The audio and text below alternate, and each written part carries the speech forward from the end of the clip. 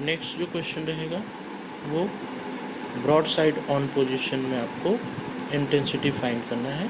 और broad side on मतलब ये इक्वेटोरियल पोजीशन भी इसको कहा जाता है, या ब्रॉड साइड ऑन पोजीशन या अनेक्सियल पोजीशन भी बोला जाता है। Equatorial position, broad side on और अनेक्सियल पोजीशन। और इसमें ये जो पॉइंट होता है वो कहाँ होता है कि जो इलेक्ट्रिक डायपोल है वो इलेक्ट्रिक डायपोल से इक्वेटोरियल पोजीशन में ये पॉइंट P यहाँ पर होता है। तो ये जो है आपका अब इलेक्ट्रिक डायपोल हो गया AB। यहाँ पर बनाएंगे हम डायग्राम। इसमें इंटेंसिटी जो फाइंड कर रहे हैं वो ब्रॉड साइड ऑन पोजीशन बोला जाता है इसको।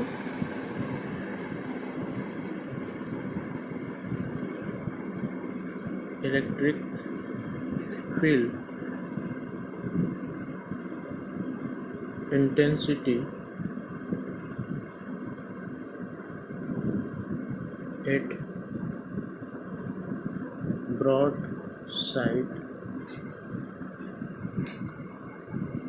ऑन और इक्वेटोरियल पोजीशन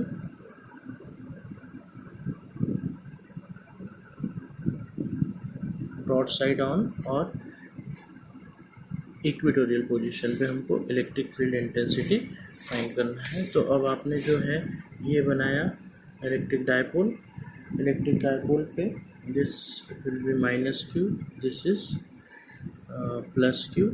यहाँ पर आपने A ले लिया, ये पॉइंट B ले लिया, मिड पॉइंट जो है इसका O है, ये L रहेगा। क्योंकि हमेशा जो डायपोल की डेफिनेशन है तो उनके बीच की जो स्मॉल डिस्टेंस है वो कितनी होती है, 2L होती है। तो यहाँ से अब पॉइंट P जो है आपने यहाँ लिया है, P इक्वेटोरियल पोजीशन पे, ये इसको सीधी लाइन बना के यहाँ से हमने ये P बना दिया, ठीक है। एक ही लाइन रहेगी ये P, ये पॉइंट P, इस पर हमको इंटेंसिटी फाइंड करना है। तो इसको हम क्या करेंगे, इसको हम इससे मिला देंगे क्योंकि इसके कारण इस पर इंटेंसिटी होगी, और एक तो +q के कारण। तो +q के कारण जो इंटेंसिटी होगी उसकी डायरेक्शन क्या होगी, ये होगी E1 इस डायरेक्शन में। और जो -q के कारण होगी, -q के कारण क्या होती है कि ये इस साइड होती है, क्योंकि ये नेगेटिव होता है इसलिए इसकी डायरेक्शन ये होती है। और +q के कारण जो E1 इंटेंसिटी की डायरेक्शन होगी वो इस साइड होगी। अब यहाँ से जो रिजल्टेंट इंटेंसिटी मिलेगी वो हमको इस डायरेक्शन में मिलेगी, क्योंकि E1 इधर है, E2 इधर है, तो इसका रिजल्टेंट जो मिलेगा हमको E इस साइड मिलेगा। और हम यहाँ से इसको थीटा मान सकते हैं, दिस विल बी थीटा, ये भी थीटा के बराबर हो जाएगा, ठीक है। अब यहाँ से जो है E के जो है कंपोनेंट रहेंगे क्या, E1 sine theta, E2 sine theta. तो E1 साइन थीटा और E2 साइन थीटा जो है वो एक दूसरे को कैंसिल कर देंगे। बचेगा क्या इसमें, E का जो कंपोनेंट है E1 कॉस थीटा और E2 कॉस थीटा इसमें बचेगा। तो अब हम इसमें बात करते हैं इसकी, यहाँ से जो है ये P की जो डिस्टेंस है वो O से कितनी है, R है, ठीक है। यहाँ से अब आप इसका डिस्क्रिप्शन लिख सकते हैं बुक से कि AB इसमें इलेक्ट्रिक डायपोल है, इनके बीच की डिस्टेंस 2L है। यहाँ से मिड पॉइंट से R डिस्टेंस पे P कोई पॉइंट है इक्वेटोरियल पोजीशन पर, और इस पर हमको इंटेंसिटी जो है ये फाइंड करना है। तो अब हम लिखेंगे electric field intensity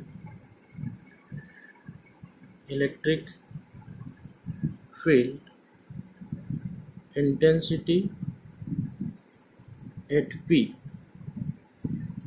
due to +q। जैसे उसमें किया था एक्सियल पोजीशन में, ऐसे इसमें भी +q के कारण क्या हो जाएगा, और ये हो जाएगा E1 =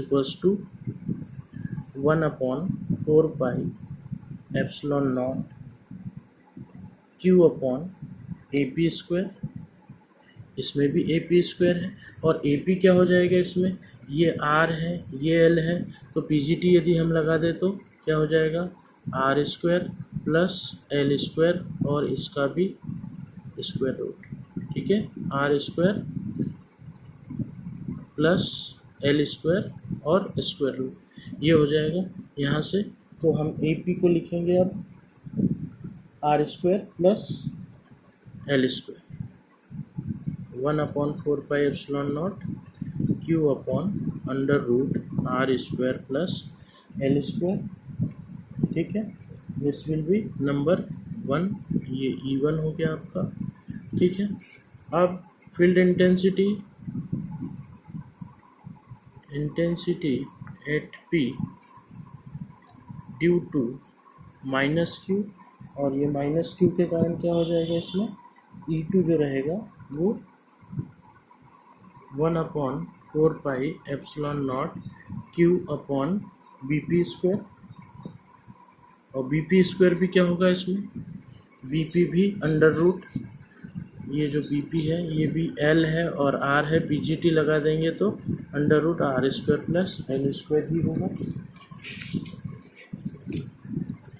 E2 is equals to 1/4πε0 Q upon under root R square plus L square. ठीक है, लेकिन AP का स्क्वायर है, तो AP का स्क्वायर है मतलब यहाँ पर इसका स्क्वायर होगा, इसका स्क्वायर होगा तो ये इससे कैंसिल हो जाएगा। यहाँ पर भी BP का स्क्वायर है तो ये इसका स्क्वायर है तो ये इससे कैंसिल हो जाएगा, तो Q upon R square plus L square, this is number 2।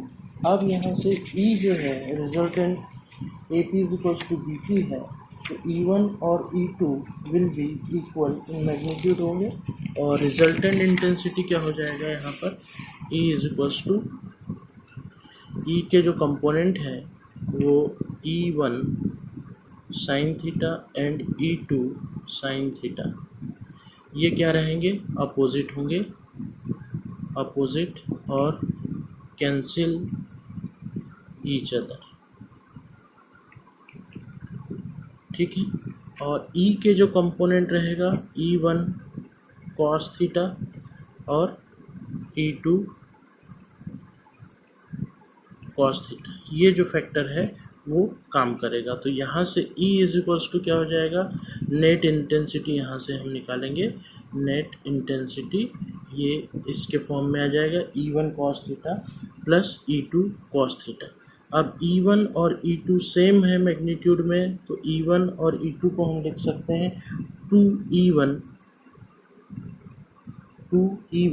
और यहाँ पर ये हो जाएगा आपका कॉस थीटा या 2E कॉस थीटा। तो इसमें जो रहेगा ये 2 इसमें वैल्यू रख देंगे, तो 1/4πε0 और Q अपॉन AP स्क्वायर, या फिर इसको हम लिख सकते हैं AP स्क्वायर को जो आपने लिखा है R square plus L square और cos theta, this will be number 3। यहाँ से अब कॉस थीटा जो रहेगा वो क्या लिख सकते हैं आप, कॉस थीटा एंगल जो थीटा आपने माना है इसमें, तो OAP में ले लीजिए, ट्रायंगल OAP में आप जब देखेंगे तो कॉस थीटा क्या रहेगा, cos theta base upon hypotenuse, और ये हो जाएगा L upon under root R square plus L square. ठीक है, ये हम इसमें पुट कर देंगे, तो अब E क्या हो जाएगा, now E is equals to 2 into 1/4πε0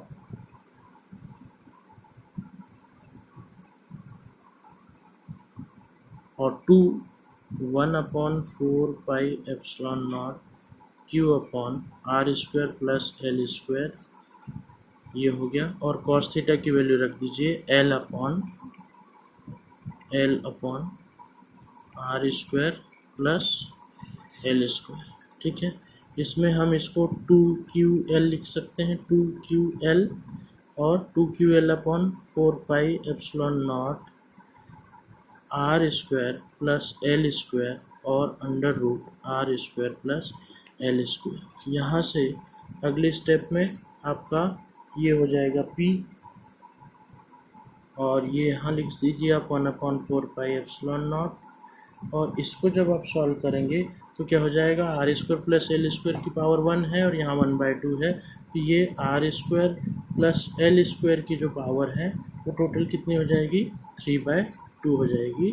और यहाँ से हम इसको लिख सकते हैं कि if R now R is so greater than L, L को इग्नोर करेंगे तो P 1/4 epsilon not P upon L को इग्नोर किया तो आर स्क्वायर की पावर 3/2 बचा और ये कैंसिल हुआ।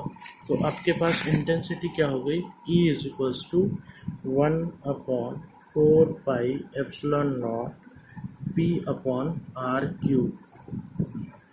ठीक है, किस में आएगा ये, न्यूटन पर कूलम में, न्यूटन पर कूलम में। ये आपका हो गया ब्रॉड साइड ऑन पोजीशन पे इंटेंसिटी के लिए डेरिवेशन।